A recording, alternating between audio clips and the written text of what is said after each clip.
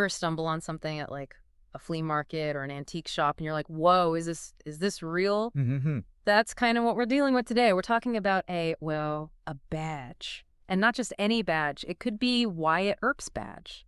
Wow. Yeah, found at an auction for $10. $10. Kidding. So obviously we got to dive into this. Let's break it down.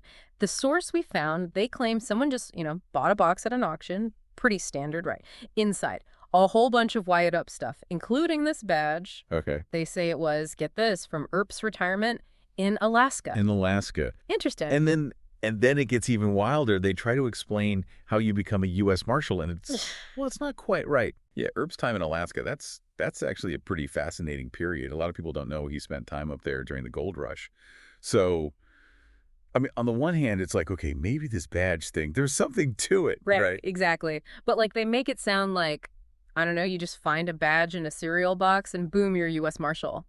They even use this term bearer's badge, which, yeah, not ringing any bells in the history books. Yeah, no, not at all. I mean, becoming a U.S. Marshal back then, that was serious business. You needed a presidential appointment. We're talking political connections, strings being pulled. It's a very powerful position, not something you just, pick up at an auction. See, and that's where I start to get a little, I don't know, suspicious. The whole source, it's got that kind of folksy, old-timey language, which, can be charming, but then they start talking about this badge, and it's like, whoa, hold on.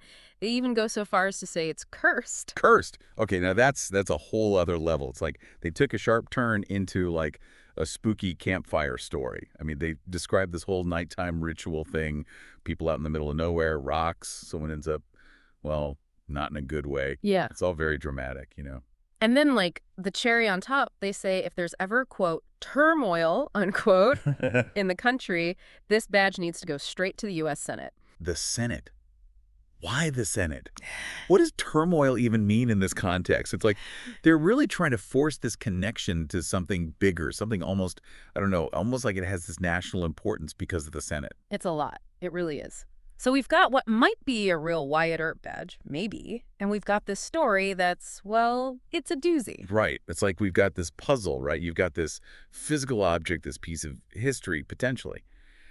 But the story around it, it's full of holes, exaggerations, stuff that just doesn't add up. It makes you wonder if the source was trying to, just weave a good yarn, or if they actually believed what they were peddling. Exactly. And that's what makes this so fascinating. We'll never know for sure unless, I don't know, the badge itself could talk. Right. Imagine if this badge could talk. Right. What would it tell us?